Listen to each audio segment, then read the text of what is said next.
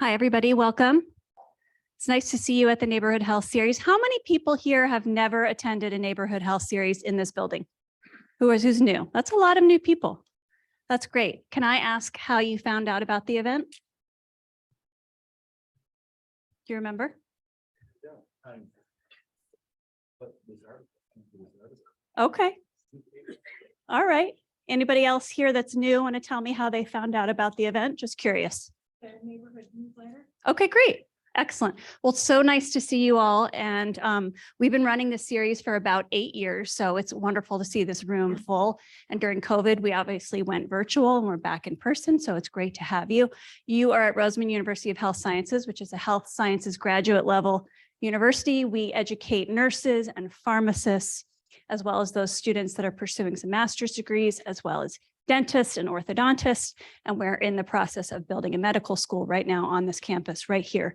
So we're very pleased to have you. We also have several clinics that serve our general population, so dental clinics, orthodontic clinics, as well as the primary care clinic over in Spring Valley Hospital. So we welcome you to learn more about any of those clinics. And before I get started, I want to introduce Craig Fraley. Craig is from Clark County Credit Union. He's going to talk a little bit, just for a minute, about what he does. And he is an incredible sponsor. And without him, we would not be able to do what we're here doing today. Here you go.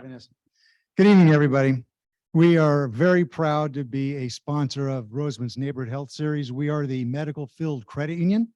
I have a personal affinity for medical. My daughter is an orthopedic trauma surgeon, so a lot of time spent in our family in medical. And if you guys ever feel you need financial wellness, please check we have a magazine on the table for you. We're open to anybody. The qualification for joining is breathing.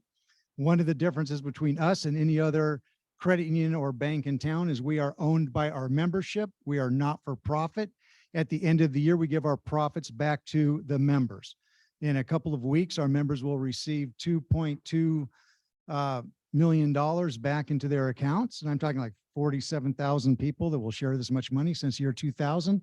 Our members have shared over $70 million of profits back into their accounts. Of course, banks don't do that. They have shareholders who take all the profits. When you bank with Clark County Credit Union, you are essentially the shareholder. You are one of the owners. And how you join the credit union is over the phone, online, or you can come into one of our branches. All the information is in the magazine. Don't wait for the movie to come out. It's a really good read. And if you didn't grab one of these, on your way out, grab one of these clicky pens. They write all these different colors. Remember these when you were a kid? They're really fun. All right, everybody, enjoy your presentation tonight. Have a nice evening. Yeah, great. Thank you so much. There's also a flyer, so please grab the flyer on your way out so you can see all of the events throughout the year. And with that, I'm going to get started and introduce our very esteemed speaker tonight. Dr. David Rawlins received his Bachelor's of Science degree in microbiology from BYU, followed by a PhD in organic chemistry from Stanford University. Prior to joining Roseman, he worked in the pharmaceutical industry doing drug discovery research in the therapeutic areas of oncology, immunology, ophthalmology, and metabolic disease. He's currently an associate professor of pharmaceutical sciences and the assistant dean for research in the College of Pharmacy. His favorite subject to teach here at Roseman is pharmacogenomics, which is part of what we will hear tonight. In addition, we will learn a little bit about tracing ancestry through DNA. Dr. Rawlins benefits from family members who have been active in seeking out his own family history, and his family tree has some family lines that trace back to about 1000 BC. And I just did a tiny bit of research about that. And the 1000 BC was actually the Iron Age, which came right after the Paleolithic period. The Iron Age, he can trace his ancestors back to, is responsible for the formation of classical world religions. Our world population more than doubled from 100 million to approximately 250 million. And it was the rise of the Roman Empire. So a very impressive time period that you can trace yourself back to. My students think I trace back to the Iron Age as well, but yeah. He and his lovely wife, Teresa, where's Teresa? She's back there somewhere. There she is. They have 5 daughters and 8 grandchildren. Please join me in welcoming Dr. David Rawlins.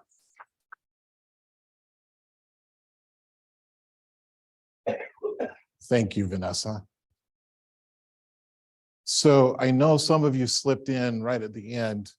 There is a little worksheet in a plastic bag with some paper strips in it that we're going to be using during this presentation. So if you want I won't be offended if you come down and walk in front of me.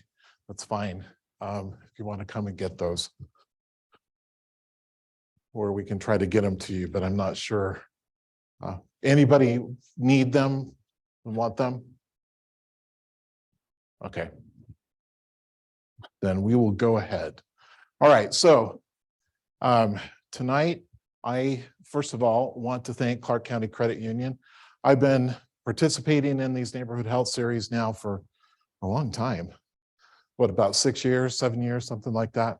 And it is through their support that we can do this, and you have already seen that, but I wanted to point that out.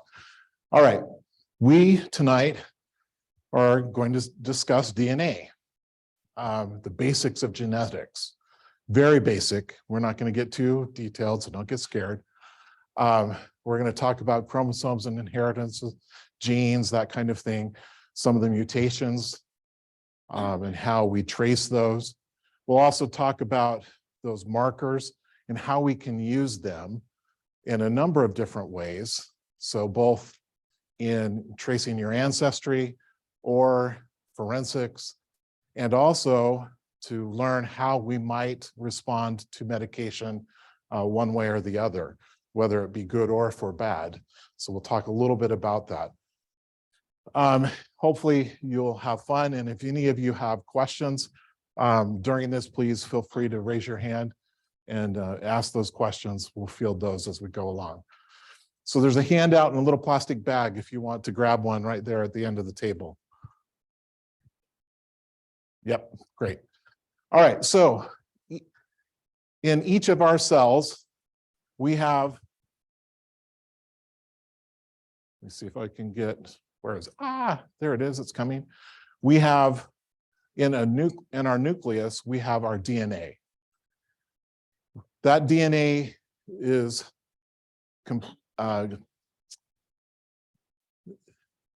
comprised of 23 pairs of chromosomes. All right. So those chromosomes, whoops, this is lagging a little bit. Sorry about that. Are what we call, are made out of DNA. Whoops. Well, this isn't going to come off, so I'll hold it this way. All right. This is my DNA molecule. DNA is composed of nucleic acids, which are molecules that will pair across. And so each one of these, so you see there's some blue, yellow pairs, and there's some red, orange pairs. These are pairs of what we call nucleotides.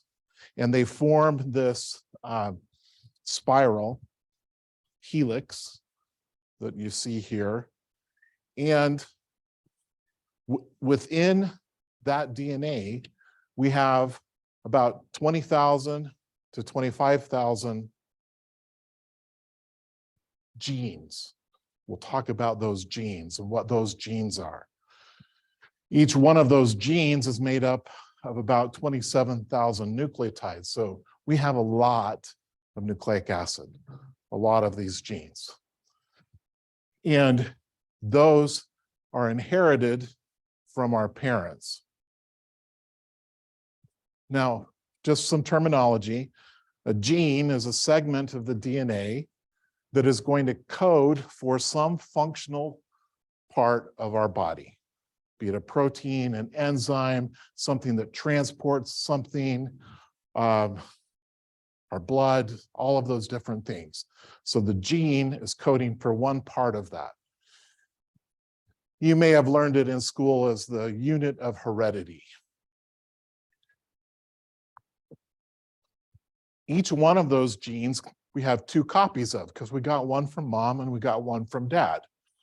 With the exception of those that are present on the X and Y chromosome for those of us that have a Y. If you have an X from mom and an X from dad, then you have 2 copies, but the Y chromosome does not match the X chromosome.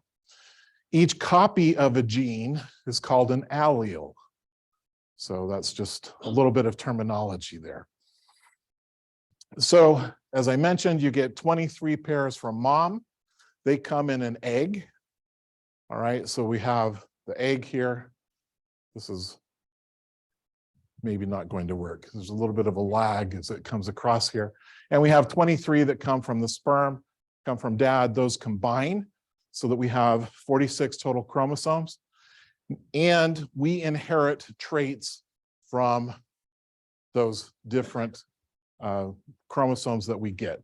So this happens to be my granddaughter in the middle. And you see her mom and her dad. And if you look at those, you can see that there's some traits that are common between those, right? So I would say she inherited a smile from her dad. Looks a lot like her dad's smile. Eyes maybe more like her mom. If that isn't the most obvious to you, this one should be a little bit more obvious to you. This is my mother-in-law, my wife, and my daughter. And if you look at that, you can see that there's a lot of genetic traits, rather, that are carried through in those. So you've seen that, I'm sure, in your own families as well. Now, when a cell divides, or when we make eggs or sperm, we replicate our DNA. And that is done by an enzyme called a polymerase, which is incredible, mind-blowing in how it operates. It functions very quickly. It will stitch together 1,000 nucleotide pairs in a second. It's pretty efficient. If we could get 1,000 things done a second, we'd be pretty efficient too, right? But alas, we don't. All right. But even more so remarkable with this is that it only makes a mistake about once every billion base pairs. So even though it's clipping along really fast, it has ways of verifying that everything's correct and it doesn't make very many mistakes.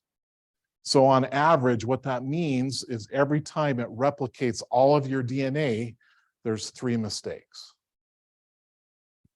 Now that's important, obviously. We want to keep our DNA right. We don't want to mess it up, right? And that's going to cause different problems. So we have other mechanisms in our body to try to repair those mistakes.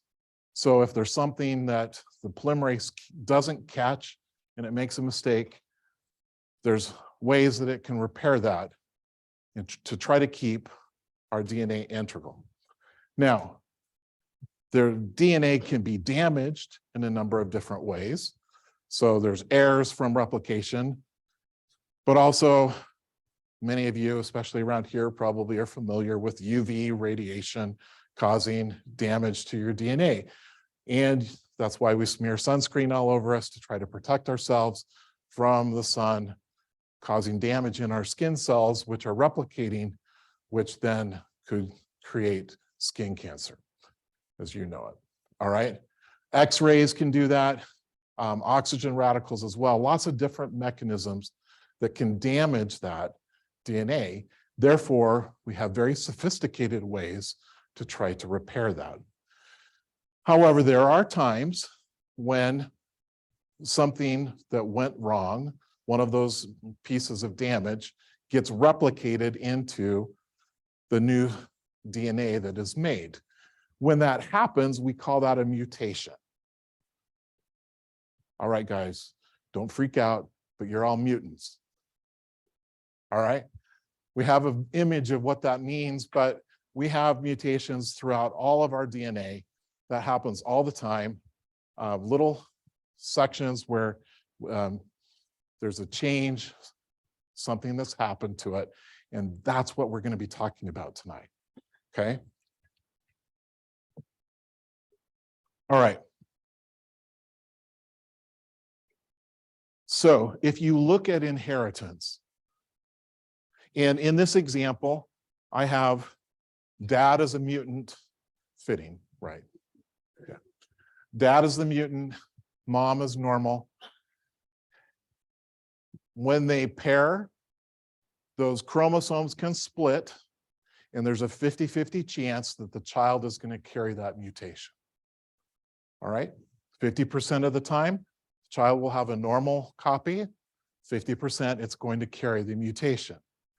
Now, compare that to the situation where both mom and dad carry a mutation in that same gene, all right? When those chromosomes split and then recombine, there's a 25% chance that a child would have 2 copies of the mutant gene, 50% chance that they'll have 1 copy of it, and a 25% chance everything will be normal and they won't have anything. And so this replication, this genetics inheritance continues as we go along. What happens then is that in the population, there is a frequency of these mutations which have built up over time. And so if we look at the population in general, look at the DNA, we can identify different mutations that are present greater than would be expected if it was just a random chance. That means it's built up. Those changes that are present greater than random, we call a polymorphism. Now, that's a fancy word. It just means there's some change greater than normal, than random. Now, there's different types of them. One type is called a single nucleotide polymorphism. And by definition, students, just remember this. Some of the students have trouble with this, remembering or grasping this, but not any of the ones that are here tonight. It is a change in 1 nucleotide. One simple thing here, and we can identify that and we can see that that is present more than random. And we use that as a genetic marker.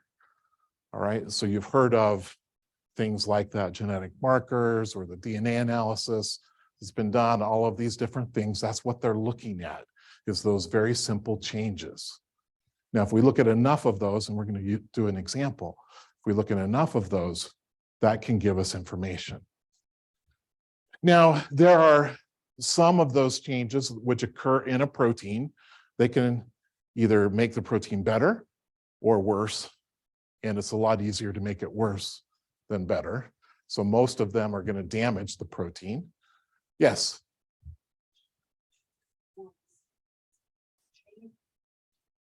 That's a very good question. What we look at is which one is present the most in the population. And we call that one wild type. If you have something different from that one, that is a change or a mutation. Some of these are present, a greater number of many. How do you know that that's great? It's a great question.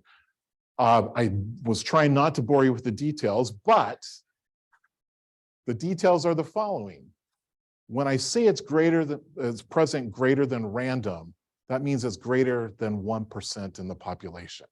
Okay, so if you look at the whole population, which, there's going to be one that's present a lot more than all the rest of them.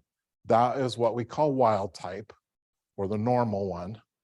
Now, you can debate whether the person that has that is normal. That's different, but that's what you're looking at. And if you have a change from that, that is that mutation or polymorphism. in red. Your wild type in that group will be different from the population at large. So let me just rephrase it a little bit. I'm getting a little bit of an echo here, sorry. If you look at too small of a population, then you may be misled, right? If you're only looking at a small group and you say, oh, this is present in all of them, well, it may be because it's inbred, like you're saying, right? So what we need to do is we have to look at a wide group over lots of different ethnicities, nationalities, all kinds of different demographics to try to find what is the most common in the population. And there are times when what they thought was wild type, they find out is not, and then they have to change that. Okay, that fair with, okay. So yeah, if you look at some of the populations, say the Amish people, where they are always intermarrying, they're going to have a higher frequency of something. If you were to only look there, you might be misled at what is truly wild type. Okay. So you have a model, DNA model of the perfect human now. Yeah. Need you ask? No. Surely I jest, obviously, but no. I mean, I'm not sure what you would say is the ideal or the perfect one. We can look back and we can try to trace what it may have been originally, if you assume that was perfect. But we don't know all of that, no. Correct. Correct. Yeah. And, you know, as I stated, my students think that I have many of those from 1000 BC. So, yeah. Yes. So we can look and we can see what we think is the most prevalent, the most normal, or whatever. But there's all kinds of different things. And you look at the frequency of those. Some of them are not very frequent at all. Others are there much more readily. Okay. All right. If you look at a set of them, you can see what we call a genetic fingerprint. So this is kind of a visual way of looking at it. You see that there's one side that I've labeled S, the other side is labeled R. The S side has more red color. The R side has more blue color. Do you see that? So in the way that this was generated, there was more of one on one side versus the other. You can separate them into groups and try to look at them that way. And we do that as we look at some of the things that we're going to be talking about. Okay. Now, there is one thing, well, two things really, mitochondria and the Y chromosome that we need to talk about, because those are different from kind of what I've described. What you're seeing here on the left-hand side is the normal, all right? So you get half from mom, half from dad, and that carries down through the nucleus. However, we only get mitochondria from our mom. Only the egg has mitochondria. Mitochondria also contain DNA. So we can actually look at the DNA in the mitochondria and trace back a maternal lineage, all right? So some of you may have, how many of you have heard of genetic Eve, or maybe you have something like that? That's what they're talking about here. So tracing back through the mitochondria, all right? Now, likewise, those who have Y chromosomes, you only get those from dad. And so there's a paternal lineage as well that you can trace. Both of these are looked at, especially if you're, some of the different services that you could use will give you that information. Now, if you look at mitochondrial Eve, or that tracing back, this is a chart. Let me see if I can get my pointer here. There we go. All right. Woo. Yep. We're going to get seasick here. This chart right here is breaking it down into these different lines as they split out into different regions. And so there was, at each branch point, there was a change in the mitochondrial DNA. And you can trace that back and say, all right, your mitochondrial DNA is such and such. And if you look, some of those groups we call them haplogroups, are present more frequently in different ethnicities. So the African origin usually will have an L haplotype. Maternal Eve started with what is called L0 in Africa and then branched out from there, okay? And some of these others are in different places. So we can trace that, and if you bear with me, I'm going to use personal example just because I have that data, all right? This is my maternal haplotype, J1C1, okay? J1C1 traces back to a woman who lived in Europe a number of years ago. And so you had L, which split to L3 to N to R, and then J, which was in Europe. And then that goes through and there's the different changes. Now, I do want to walk through one thing here with you. Let me see if I can do it this way so that it's not bouncing all over everywhere. That works a little bit better. Sure.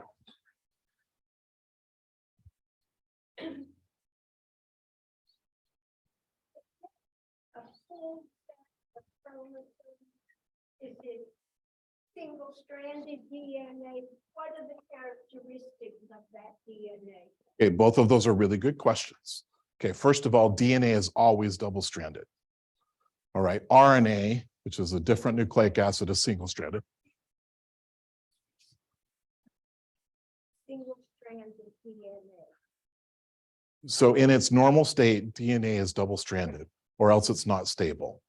Okay, so it forms this, the two together. All right, there are instances where you'll see single-stranded, especially in replication, obviously, but some other times as well.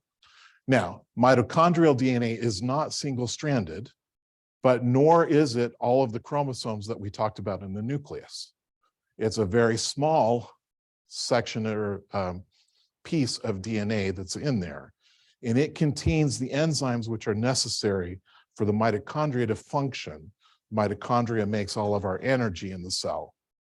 And so that section, that piece of DNA has those enzymes, those proteins, which are important for that process, but it's very small in comparison to all the rest. Okay, so it's a segment of the normal DNA content. It's different, okay? It's not a piece of that. It's its own thing within the mitochondria, okay? And so we inherit mitochondria from our moms. And so whatever the DNA was in that mitochondria, we have in our mitochondria as well. Okay? And that's different from the nucleus. We okay? So what happens to that DNA when the cell replicates? Okay, so some of, if it's just like our skin cells or something like that, some of the mitochondria go to one of the daughter cells and some of it go to the other daughter cell, and that DNA will be in those mitochondria just the same. The difference is when I make a sperm cell, there is no mitochondria in that sperm cell. And so that sperm does not contribute any mitochondrial DNA. Okay, but if mitochondrial DNA does not replicate, it just splits. Oh, I didn't say it didn't replicate. Oh, how- No, it can replicate if a mitochondria splits to form two mitochondria, it will replicate and it will do that. Okay? Yeah. But it does not reside ever in the nucleus and is not part of those chromosomes. It is separate from those. Okay? All right. So if we look at this, J1C1 comes from the JT branch of the mitochondria. Okay? And what I'm showing you here is 4 nucleotide pairs. All right? one that's at position 3010, another one 3394, and so forth. Okay, so there's just 4 base pairs that we're talking about. And we're only looking at one strand for simplicity. I'm only going to give you one of the nucleotides that's there. So in JT, those nucleotides are G, T, G, and T. Now, somewhere along the line, there was a mutation, and it changed the one here at 13708 from a G to an A. Okay? One single nucleotide. That's our split. I now am in the J line instead of the T line. The T line has the G, the J line has the A. Following that? Okay. Then there was another mutation. And here at 3010, that G became an A. That split then is the J1 split. Later, there's the one over here. That's the J1C. And then there was another nucleotide change, and that's the J1C1. Okay? So by looking at what nucleotide you have at those positions, they can say, okay, where are you? And they can trace this back in the mitochondrial DNA. Does that make sense? Again, I want to emphasize, those are changes in one nucleotide. Not a whole lot of change in order to cause those splits and those differences. Yes? You said this is basically your DNA. That's my mitochondrial DNA. This is what your mother had passing. Correct. That she got from her mother, That she got from her mother. who got it from her mother. You do not pass this on. Nope. Nope. None of my daughters will be J1C1. They can't be. All right. They can't be. Good question. But yeah, that's exactly what it means. All right. Any other questions on this?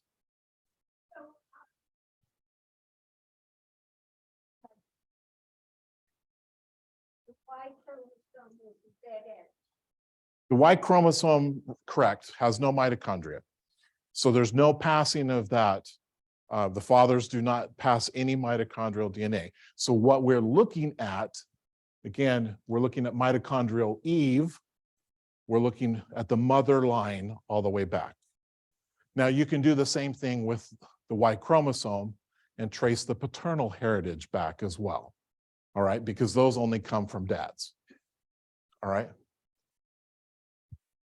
All right, and there's a lot of different direct-to-consumer testing that's available now, and the pricing is, well, I'll say reasonable, but depends on how you define reasonable, I suppose.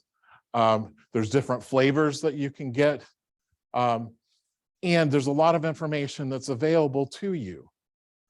You have to be careful, and the FDA has looked at that and said the companies that provide that to you have to be careful in whatever they say. All right.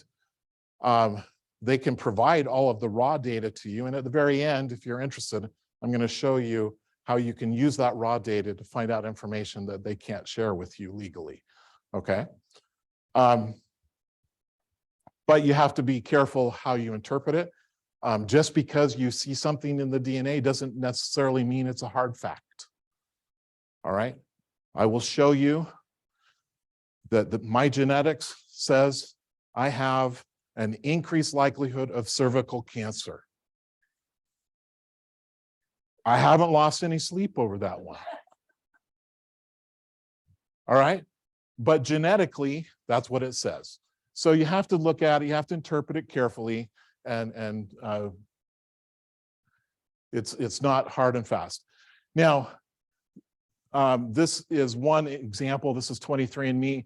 They have started providing something that they call the pharmacogenetics package, which you have to do a monthly or yearly subscription to, and they provide you with reports. Right now they have 3. It's a lot of money for 3 reports, but sorry. The pharmacogenetics is how you respond to medicines, and we'll talk a little bit about that as we get to that. But the availability has skyrocketed. How many of you have done this at all? All right, so there's, yeah, good number of hands. Okay. And this is some of the pricing, and I just want to take, the reason I put this slide in here, I just want to take 1 minute and to show you or describe to you some of the differences between those. All right. So 23andMe, Ancestry DNA, Family Tree DNA, CR Genetics, Circle DNA, all of those there are what we call single nucleotide polymorphism genotyping, or SNP genotyping. They're looking at a set, whatever set they determine they want to look at of SNPs, and they're SNPs are single nucleotide polymorphisms. All right, it's easier to say than single nucleotide polymorphisms. All right, they're looking at that, whatever set they're looking at, and they may not be the same between those different companies. All right, in fact, they're usually not exactly the same. But there's a set of them that they look at, and they're reporting back to you what they found at those particular positions. They are not looking at the whole genome. Okay, they're only looking at specific sites. Now, there are a few that you can go to where they will do whole genome sequencing. If you look at the pricing of those are a lot more pricey. All right, because they're looking, especially depending upon how many times you have them replicate it. The more times you replicate it, the more accurate it is. And so it can get up to be a lot more expensive if you're trying to do the whole thing. Now, you have to be really geeky to do the whole thing, all right? And yes, I did it. All right. Now, what I want to do now is talk to you a little bit and describe how we can use these genetic markers. All right. So now we've talked about the basics of the genetics. We've talked about those single nucleotide changes. Now let's find out how we use them. The first thing we're going to talk about is their utility in forensics, but they can be used in a lot of different ways. All right. This picture that I have up here is of a guy that made the mistake of breaking into somebody's house and eating half of a peach and leaving the rest there. And they know they found it because there was his DNA along with the peach's DNA, and they were able to tell the difference and track him down. All right. So there's a lot of different things that happen here. Now we're going to do an example, and this is where you have that worksheet that I gave you. If you want to pull it out, it will help you with this. For forensic identification, we have what we call the CODIS, or the set of DNA indexing, and they're looking at what they call STRs. STR stands for short tandem repeats. A short tandem repeat, I'm showing you down there at the bottom. One of these has 5 repeats, one has 6, the other one has 7. You can tell the difference between those as you're looking at those different repeats. Now, up until 2017, the database that they were using, they looked at 13 of these particular STRs, along with one that would determine the sex, or the genetic sex. All right. In 2017, they added 7 more. So they now have 20 of these different sites, particular areas that they're looking for these short tandem repeats. Those 20 are used for identification. And you guys are going to help identify our suspect. All right. So we had a crime committed. They left a glove. There was a hair in the glove. We analyzed the DNA at these sites. And one of those sites I have here, which is the D21S11 site. If you look at the repeats in that area, one chromosome, be it from mom or dad, we don't know, has 3 copies of GTA, and the other one only has one. Do you see that? Okay. Now, we identify 3 suspects. Their DNA is here. Who matches the DNA in the glove?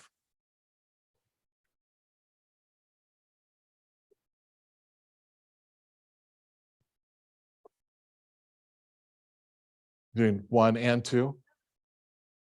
All right, okay. I'm trying to identify the hand signals. That's why I never was very good at baseball, right? All right, I'm giving you a minute to look at it, just for the fun of this.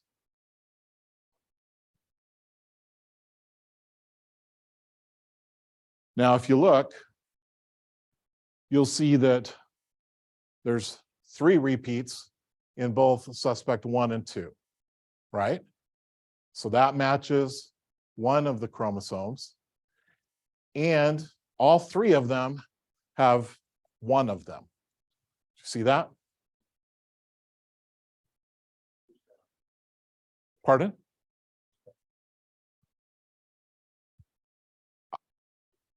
Right order meaning the right side, it's arbitrary. That's just one chromosome and the other. We can't identify that this was this particular chromosome.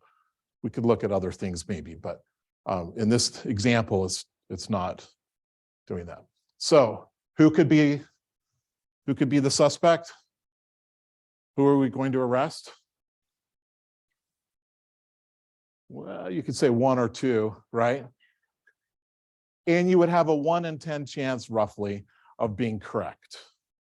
All right, probably not good enough for court. All right, so let's look at another site.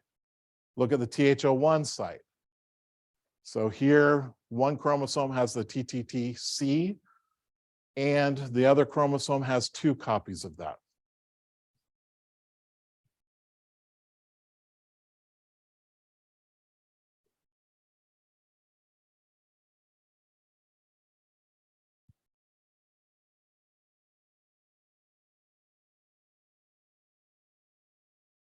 All right, so if you look at that, suspect 1 has a 1 copy, but not the 2.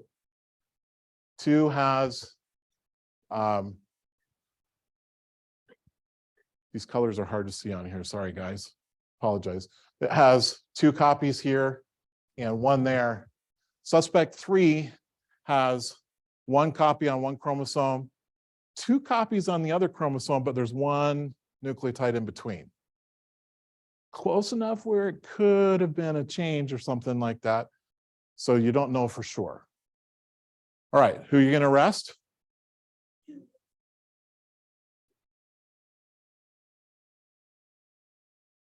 All right, so the first example, we had 1 or 2. Here we have 2 being the closest, right? All right, so you could arrest 2. You go to court, you have about a 1 in 100 shot of being correct. Yeah, those lawyers are going to spin that. You're not going to win that one, right? All right, so let's look at another one. VWA.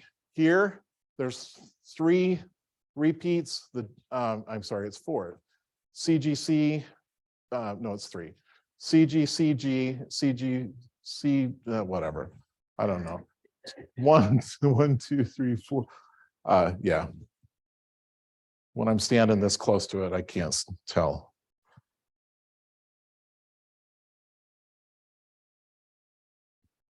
It's the CG, right? So it's 1, 2, 3, 4, 5 repeats of the CG. Okay. Who do you find there? What about 1 or 3? No, this is only 2, right? Okay. So now you're confident you're going to arrest 2, right? 1 in 1,000. All right.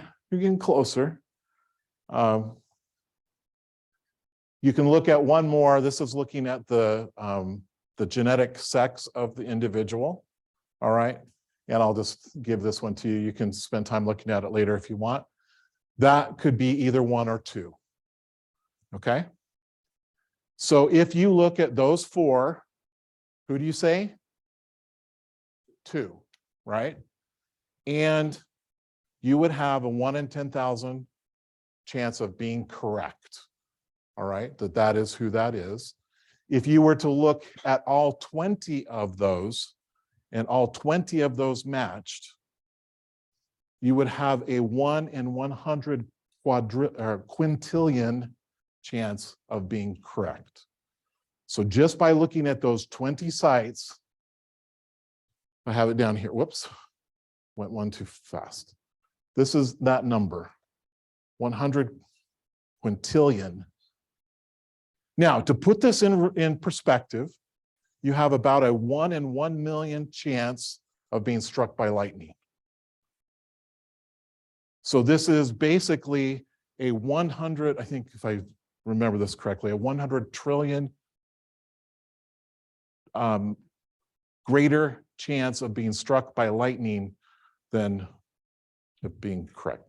Anyway, it's pretty crazy how it comes down. That you have 1 out of the 8 billion people in the world. That is to say, okay, 8 billion people. This is the only guy in 8 billion that would match. How many? The reality is, never. You're never going to get to that accuracy. There will always be some chance that it could have been someone else. So what you're looking at is statistically, how relevant is that chance? All right. Let me give you an example. You heard about the Idaho State University murders. There were 4 students that were murdered up there in Idaho State. All right. Pretty tragic. The police officers went in, they found a knife sheath on the bed of one of the victims. Okay. They examined that and they found enough DNA that they could identify on the snap of that sheath. That's not the actual sheath, it's just a picture of a sheath. But on the snap, they found enough DNA that they could identify, and more importantly, it was a single source of DNA. So it was not mixed with anybody else's DNA. There's ways of telling that. So single source DNA, they knew it was a male. They had no idea who. And if you follow the news, there were all kinds of things. Why aren't the police finding this? It's taking them so long. Well, it's not CSI television that everything happens in an hour, right?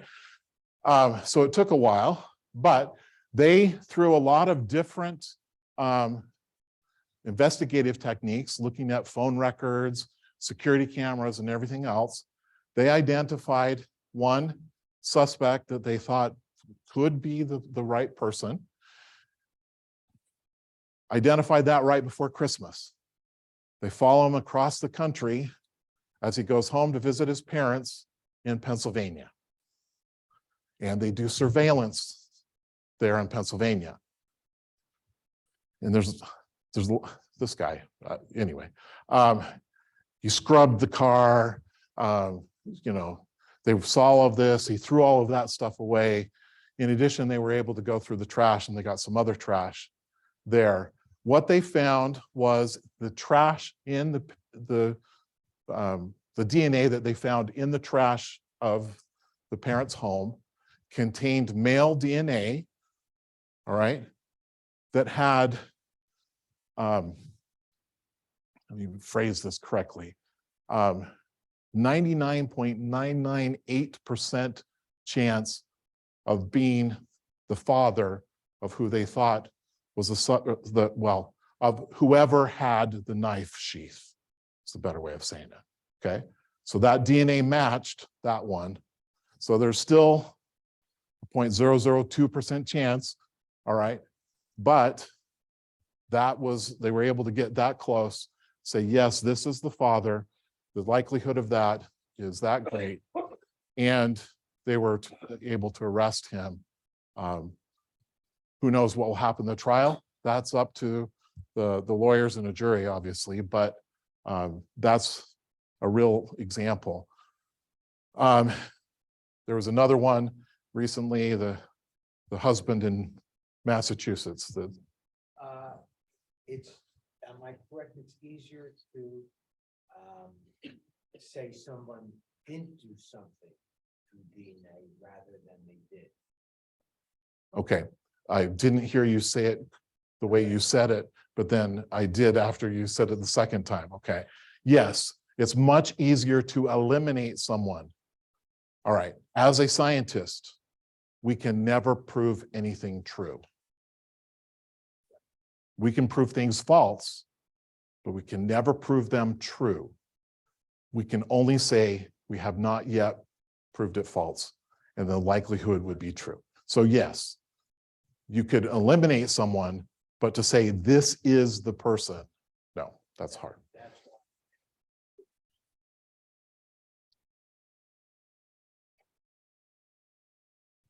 Well, we could go into a lot of other discussions about that. Whether, you know, what the technique was, when it was done, whatever, how careful they were, whatever. But yes, there's, as we gain more knowledge, more information, as you saw, you know, they added 7 new sites that they're looking at within that DNA. That increases from 10 trillion up to 100 quintillion in the probability. So then you have a lot more surety that you're actually getting it correct. Okay. All right. Let's talk about ancestral tracing. Okay. The same idea. What you're looking at is those single nucleotides and how close those are and how you share those with those around you. All right. So just give you an example. This is mine. This is from 23andMe. All right. And based on this, I'm 100% Northern Europe. That probably didn't come as a surprise to you, right? All right. Northwestern Europe. And based on what the information they give me, I calculate out I'm 57% from the UK, 32% German, and 12% from Norway. Okay. Now I also, just for giggles, sent it to Ancestry DNA to try to see what they said. And they're a little bit different. It's kind of interesting. So they said 71% from the UK, only 4% German, and 13% Norway. So Norway is about the same. Germany is the one that's kind of weird there. And I don't know exactly why. I was trying to dig into it and I can't find out. Now, this is my fan chart from my genealogy. Okay. What this, if you're not used to looking at this, this is me here. Aren't I pretty? Pretty in purple. All right. This is my dad, my mom, his dad, his mom, her dad, her mom, so forth. And it goes back.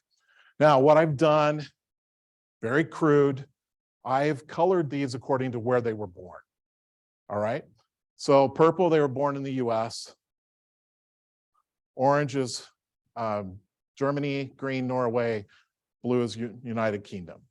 So doing that, a very crude calculation, I come up with 69% from the UK, 22% from Germany, and 13% from Norway. Not bad, right? Kind of close.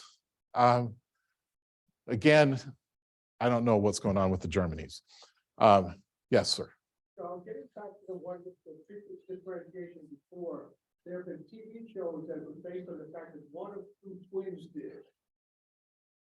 Can you differentiate between which twin was the bad guy? That gets, sorry, there's more of an echo there. That gets harder. Okay. Especially if they're identical twins. All right. Identical twins come from the same DNA. However, there could still be some differences, but you would have to look a lot harder, and it would be a lot harder to prove, you know, to have that statistical significance between those. All right. So yeah, that gets challenging. All right. Now, one thing that I find interesting on here is 23andMe not only says I have 32% German, but they say that most of that is from an area in Germany called Schleswig-Holstein. All right. And I don't speak German, so I probably slaughtered that, but you would think with 32% German, I would be able to, but what's interesting, Schleswig-Holstein is from the northern part of Germany, okay, right here. And this is my tree, part of my tree. This is my grandfather at the bottom, John Weeding Hansen Rawlins. My grandfather was born a Hansen and adopted into the Rawlins family. Okay, his mother, Caroline, his father, John. John's father and mother are Klaus and Maria. Okay, John, the father, Klaus and Maria were all from Schleswig-Holstein. So that accuracy that they're getting can actually pinpoint very specific areas. So it's pretty incredible, just these single changes in the DNA that they're using in order to be able to find that. All right, now, if you look at how they identify, well, you're a cousin or something like that, what they're looking at is the amount of DNA that you share or is similar to another person. So if we look at this, you share 100% of your DNA. I bet you all wondered about that. Yeah, okay. Your child will have 50%. Now, what's interesting, well, your parent has 50% as well. You would overlap 50% with your parent and child. But that difference, the overlap there is interesting in the fact that you're going to have 50% identical to, the child will have 50% identical to the parent. That differs from the 50% that you would share with a sibling. Because if you have 50% with a sibling, you're going, some of you might have gotten something from mom, from dad, but the other sibling might have gotten it from different places. And so you'll have similar DNA sequences, but you're not going to be completely identical. And as you go along, you can see the different percentages here. They get less and less the further away, obviously. And by looking at that percent of DNA that you share with someone, they can then say this is this person related to you. So let's do an example here. All right. Again, I'm using personal examples. All right. 49.9% identical. And in addition, what this says is it's half identical. What's the relation to me?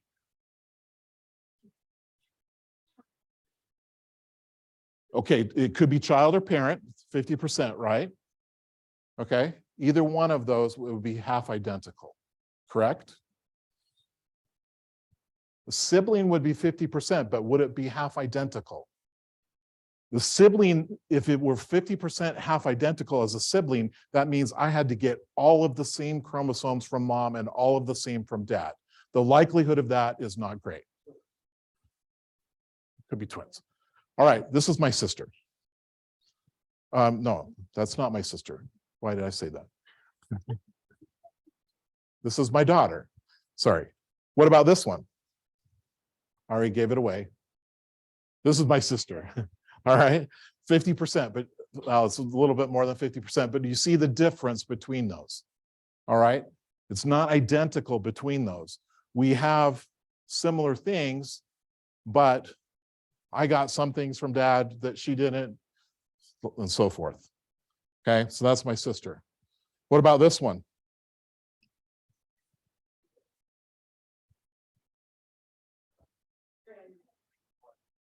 Not related. Yeah, this is my wife. We're not kissing cousins. All right. Now, using these services, sorry, I'm trying to get this to go. Here we go. You can get to a point where they will show you, yeah, it disappeared, this family tree. Now, the way that this works is each of the ends of these branches is someone that shares DNA with me. Okay? And I've placed them into this tree as I've looked at, tried to figure out who they were and how they fit into my tree. So they will just show you roughly how it is. Now, let me give you an example. So this is a Brenda B that shares DNA with me. And the predicted relationship there could be a second cousin, a half first cousin, twice removed, so forth. And there's a lot of different options as you look at the percentage of DNA that's shared. All right, and here's what we matched there. It's not that great, about 5%.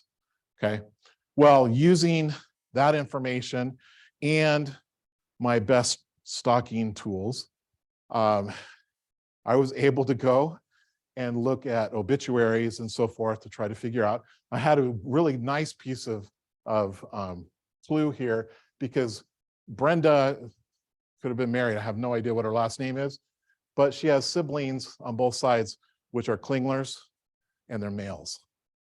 So then I knew what her maiden name was. So I could go back and try to look at this. And I was able to identify that Brenda is the daughter of the son of the sister of my grandfather, a second cousin. Okay. So I actually know that that relationship is right. And I've placed these in there because I now can trace back and know exactly where those are. Yes. It seems that sons take on a lot of pictures to their father and daughter to their mother. So is it really 50-50? It's going to be close to 50-50 from the mother and the father. So you're asking about that, right?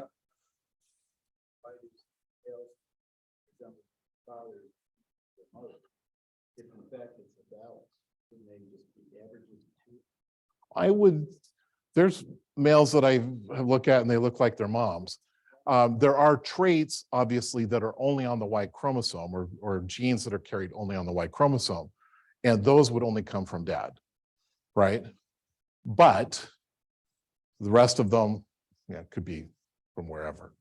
All right, and it's roughly 50. You saw that, you know, my sister was 54, 55%. So it's not quite 50, but pretty close. That's what I was gonna ask you about, because I'm also on this, and I like to have a meeting. You're on my tree? Oh, We need that. Go for 23 minutes also. Uh-huh. And they're different percentages. Uh-huh. Okay, so therefore, when you say it's 50, it could be 58 or 47. Sure. Okay. There's no exact, it's not exact. yeah. It's a- So you're right. So I told you, you already know that I'm pretty geeky, right? And I've done all of this. So we gave 23andMe to our daughters one Christmas. Why? Because I wanted to know.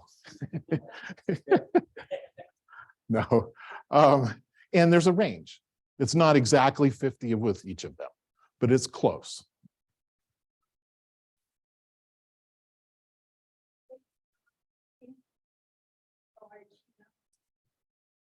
But the group you're looking at is smaller than. Correct. Correct. It's close. What happens is in that replication event, there's chances of the chromosomes crossing over. And so what comes from dad may have a little bit of mom's in it. And so then it's just not exactly the same, not exactly 50-50. Yes, ma'am.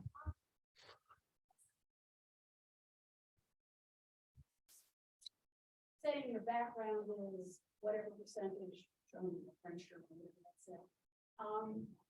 But suppose you're not a member of the dominant population in those areas. Suppose you're from an ethnic group that has maybe been in lots of other different places. I don't know how accurate it is to say that your genealogy shows that you're German, French, whatever. So what they're, sorry, I'm going to back up here. What they're looking at is different markers that come from those ethnicities. regardless of where they may have lived otherwise. So you could have someone of German ancestry that moved to Norway. And I may say they're Norwegian, but they're not. Their DNA tells me they're German.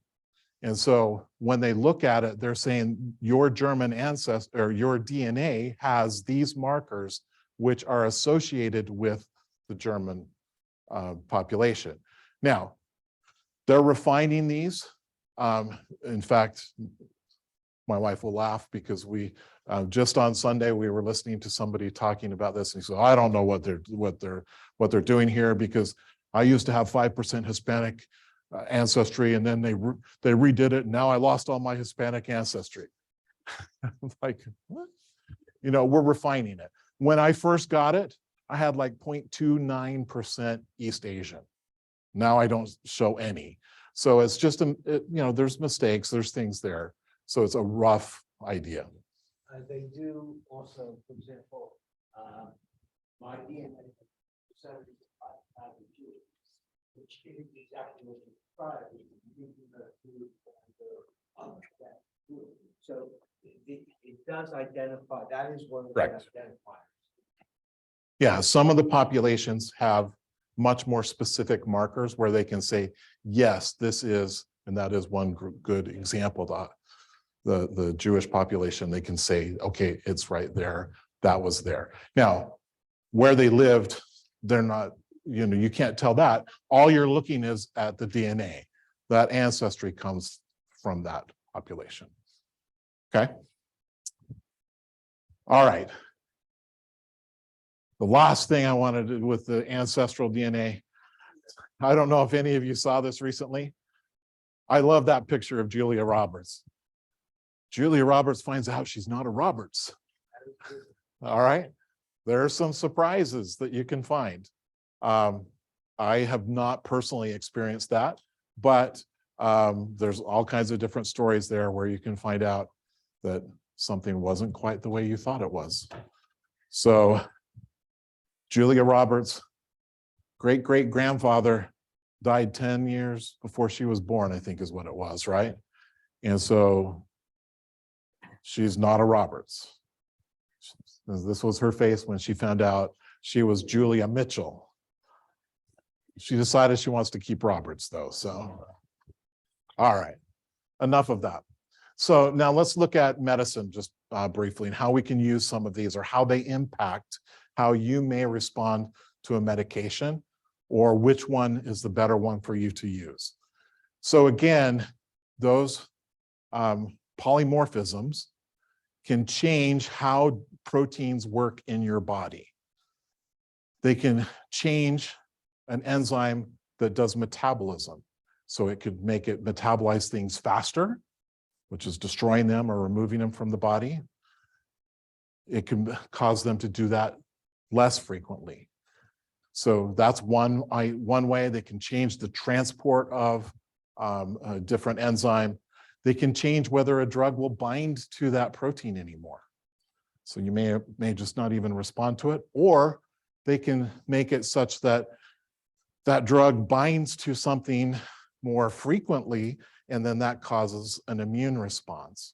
So then you have a rash or even a fatal reaction to the drug. So we see all of those changes as we look at ourselves and the differences between people. So this is just one example here. Don't get too lost in the details here. What I'm showing you is the messenger RNA. So that's what came from the DNA. So that's here. There's a change in one nucleotide. This G became a U. All right. What that does in the protein is it makes this amino acid in the protein, which is an alanine, into a serine. Changes which amino acid is put into that protein.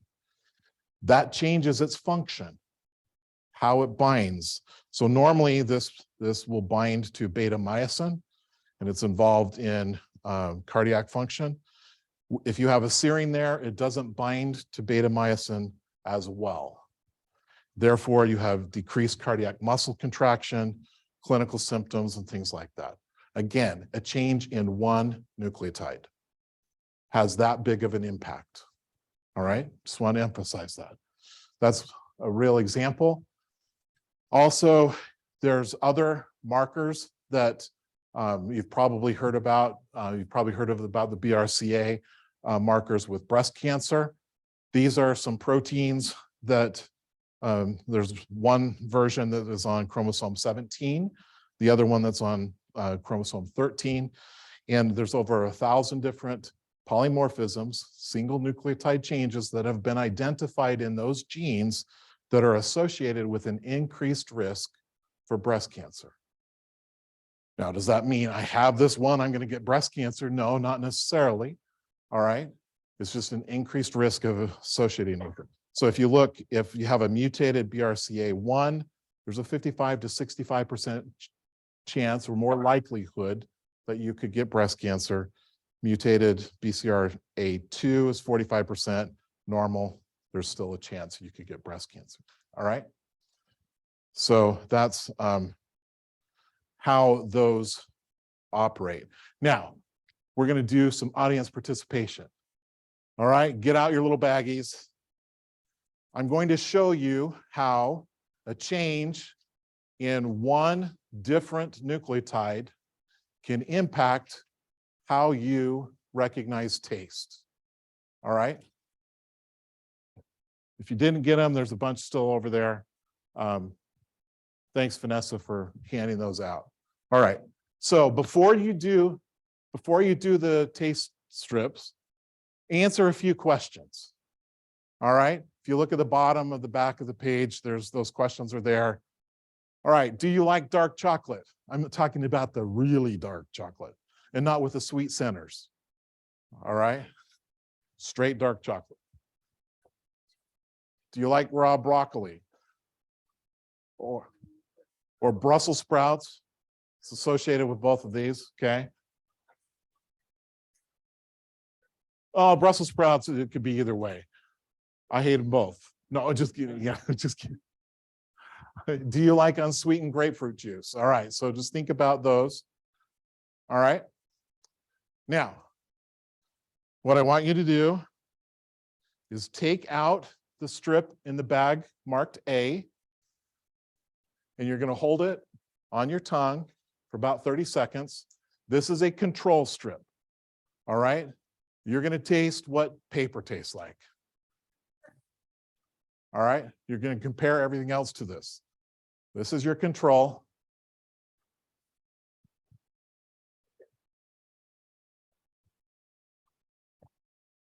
Yeah, I never knew that they made baggies this small until I was cleaning up a park in central Philadelphia.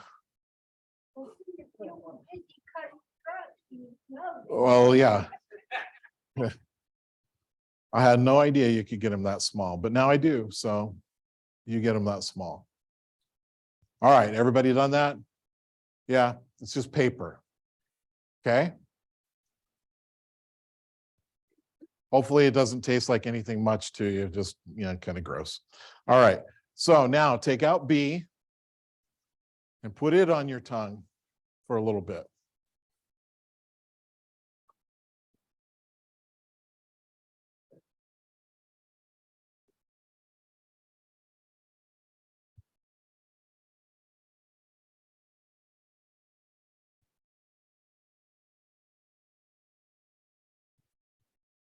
You're lucky.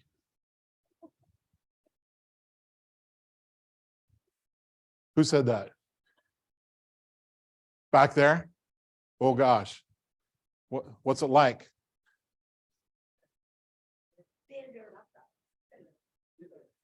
All right. Okay. What I want you to do is you're going to answer the question. There was no taste. Tasted just like the paper that I tasted before. Was it bitter or was it very bitter? Okay. All right. Now, take out C and put it on your tongue.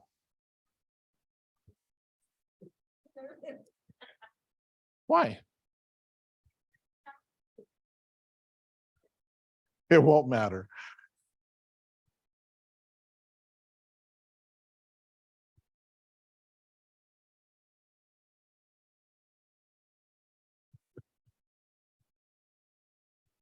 The first one, nothing, but that one was, yeah, okay, interesting. All right. Pardon? Service project. Just trying to clean it up. All right. Everybody done it? What'd you see there? No taste, bitter. All right. So how many no taste really on any of the strips? Okay. See 2, 4, 6, 7, 8, 9, 10. All right. 10 of you. How many? They're unpleasant, but not that bad. Only think it was unpleasant, but not that bad. Okay. Okay. How many of them were like, "Ugh." All right. For those of you that are, "Ugh," I brought lifesavers if you need to get the taste out of your mouth.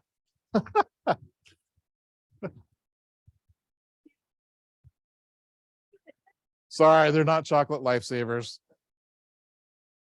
All right. The science behind it.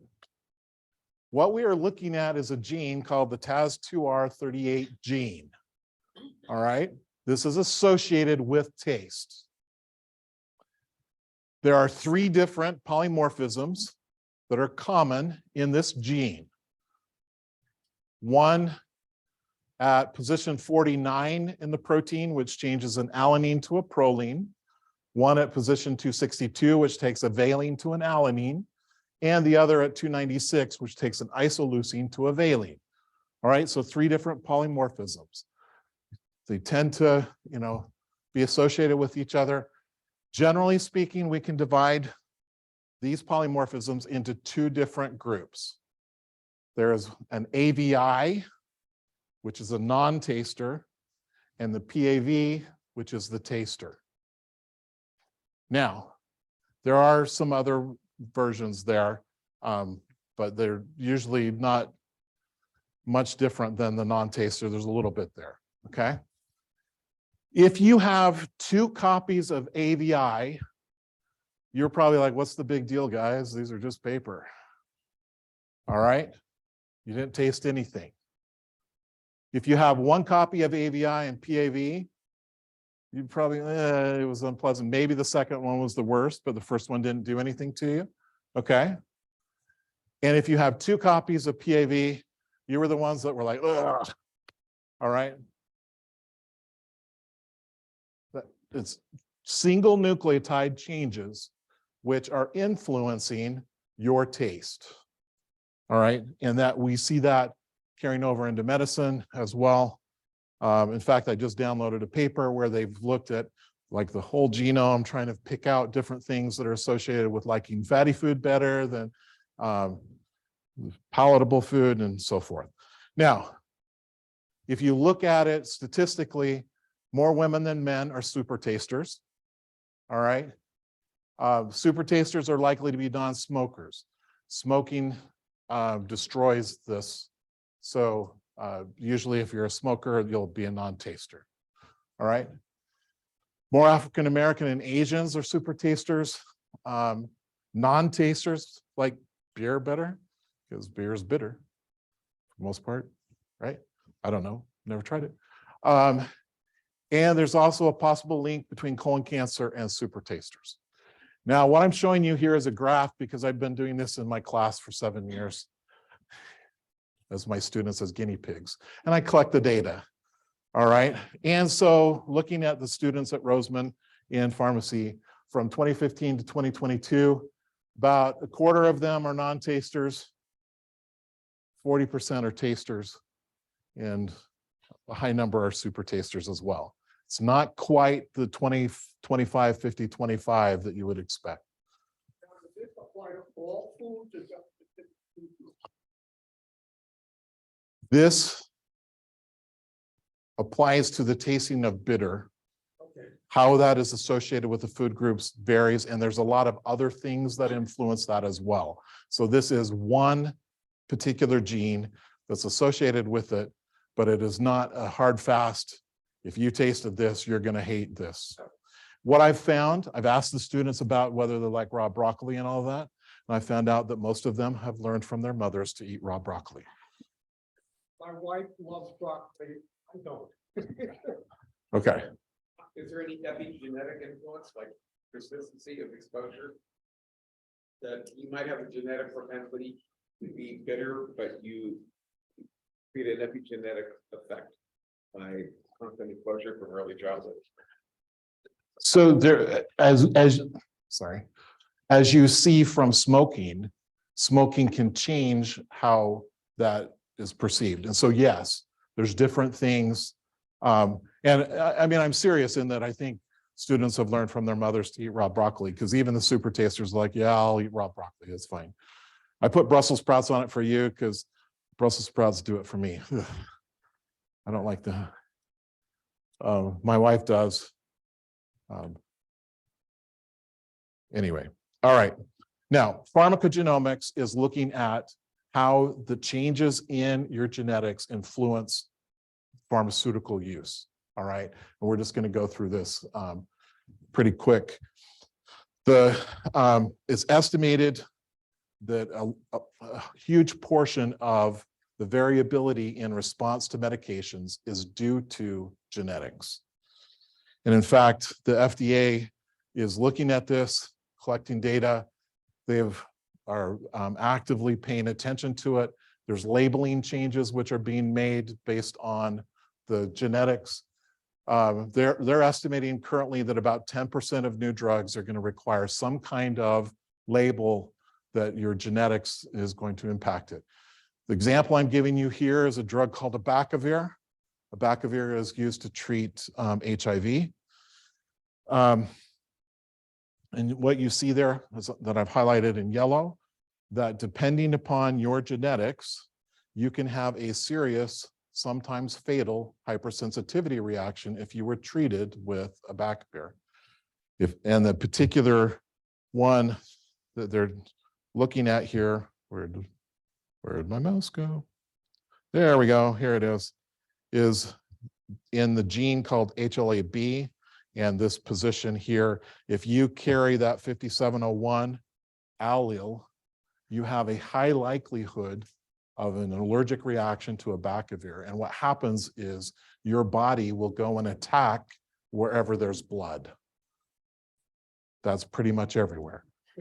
And so I didn't put any pictures in here, but the skin just turns completely as a rash. It just looks awful.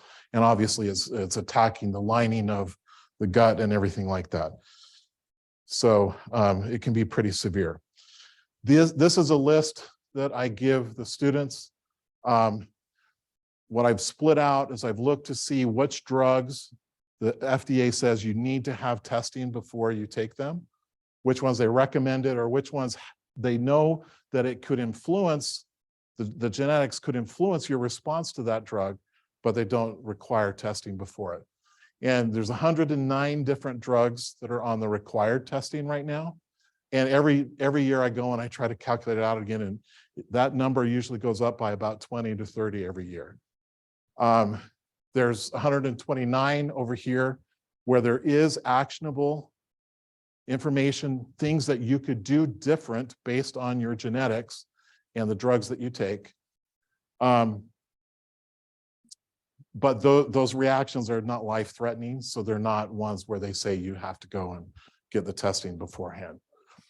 And there's about another 100 that have information that are not on here. Now, there's a couple sites that you can go to find out some of this information. One of the sites that's particularly good is called the CPIC here, which is the Clinical Pharmacogenetics Implementation Consortium. What they are doing, this is a group of scientists which are curating the information that's out there and trying to say, all right, these genes and this drug are an issue. And you can go and you can find their guidelines for what it is. You know, they'll tell you if you're this if you have this polymorphism, you should treat with something different or that kind of thing. In addition, the FDA maintains a page where they have information there. One difference there that's important to note is the FDA site contains things that might be an issue. The CPIC site is where they've gone and actually looked and said, all right, this is real. All right, so the CPIC has a lot fewer than the FDA because they curate out the ones where we don't quite know yet.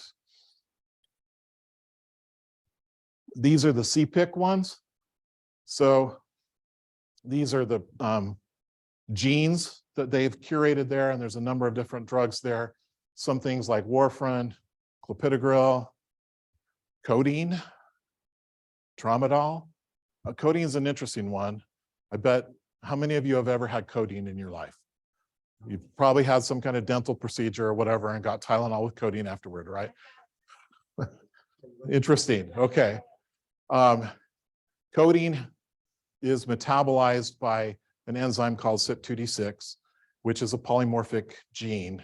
And there is a version of CYP2D6 which is inactive. And so in some patients, if they have the inactive copy, codeine really isn't going to do anything for them. We'll do a little bit, but not much. There's other populations where the CYP2D6 is hyperactive. And so they are going to convert codeine into its metabolite much faster. Well, the metabolite is morphine. And so in particular, in nursing mothers, if they carry that version of CYP2D6, which metabolizes quickly, they can pass morphine on to their infants through the breast milk. And there have been fatal examples of that. So that's one.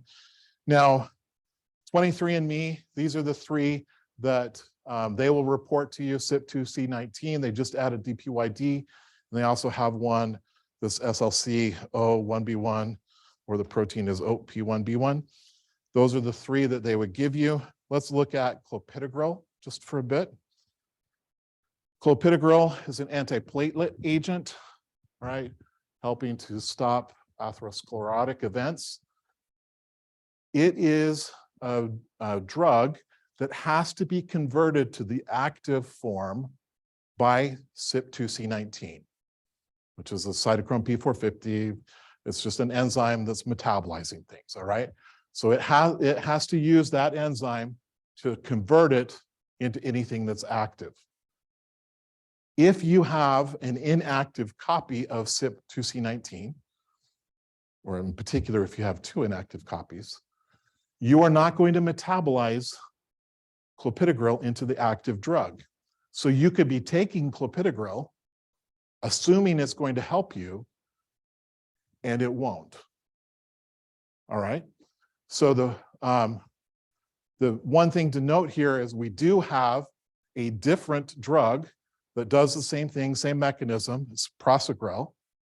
All right. Prasugrel does not require CYP2C19. So we have an alternative.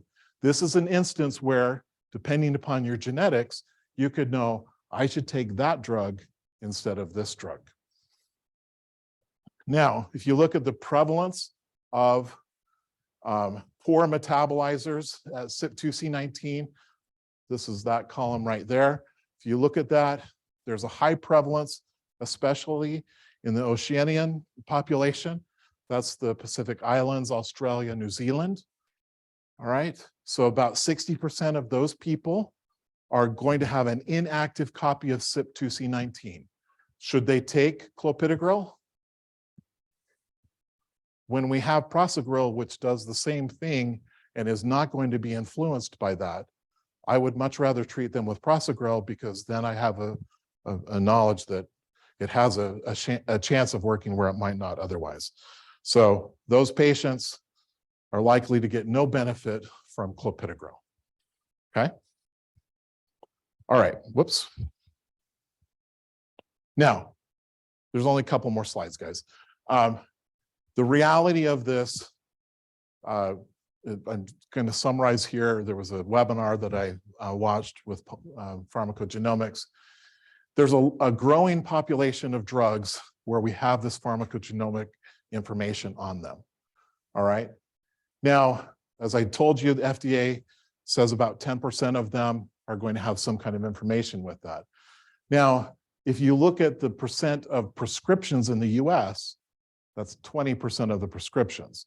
So it may be only 10% of the drugs, but those are drugs that we're prescribing more. So it can play a role there. Now, the other thing to note is they looked at a number of patients, and 99% of the patients that they looked at had at least one of 12 of the CPIC genes that was impacted.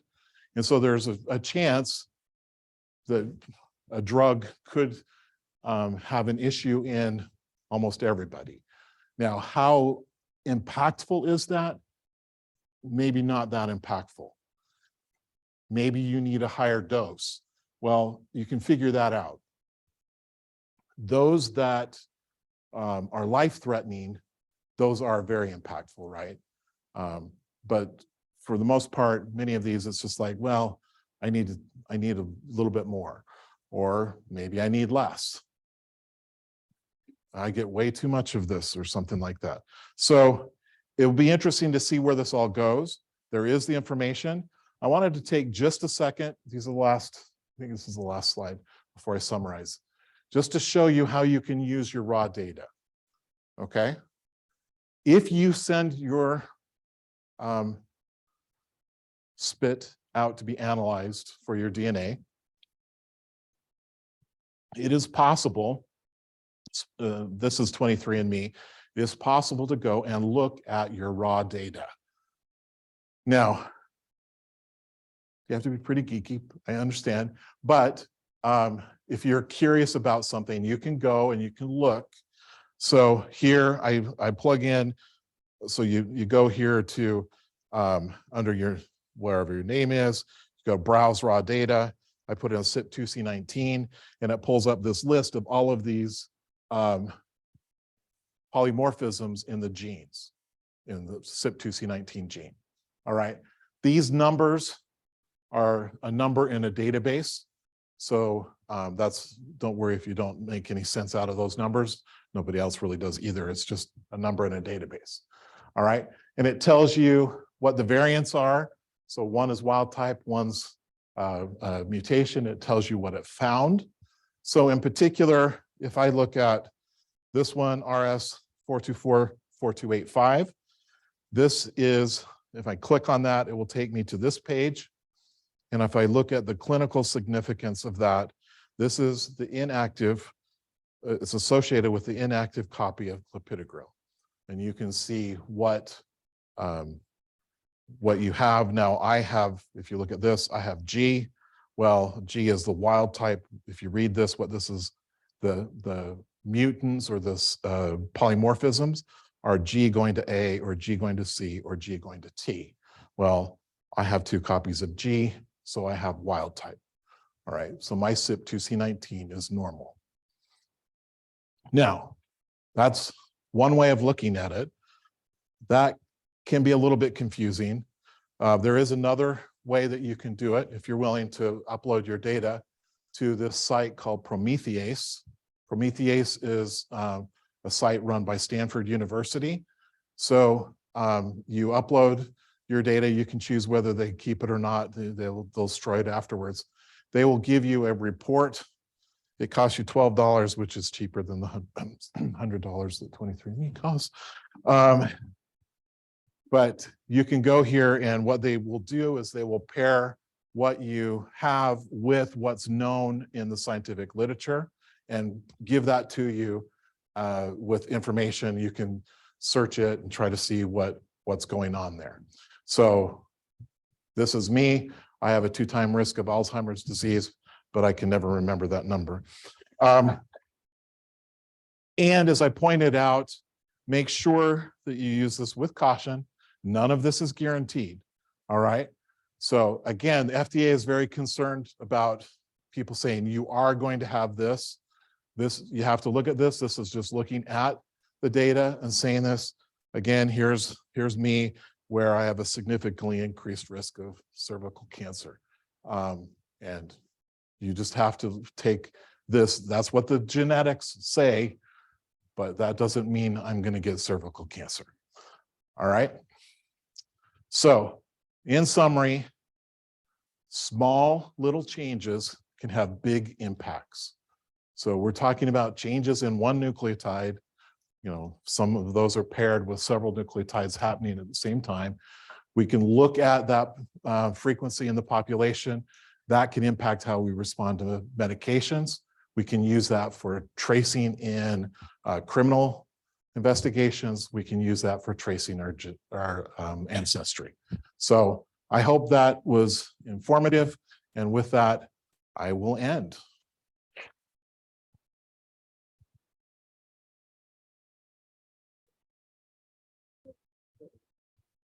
We've been doing questions along the way, but if anyone has further questions, I'd be happy to try to answer.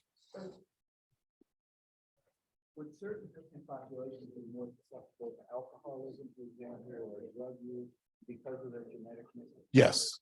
So if you go to the CPIC site, they will actually show you the frequency of a particular polymorphism in ethnic groups. Yes. So that can happen.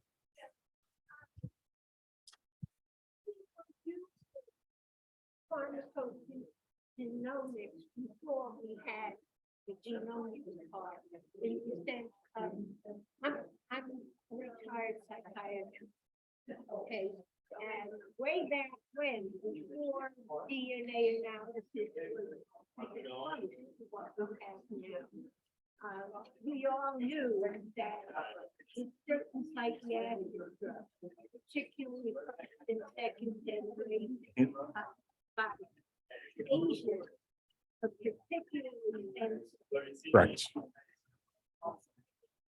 Correct. we don't want to start.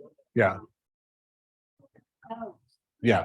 And that's due to one of those cytochrome P450s. Yeah. So they know now what it is. No, but before it was, you know, just trial and error, right? Yeah. The advantage now is that you can have some of that information up front and avoid hurting the patient or something like that.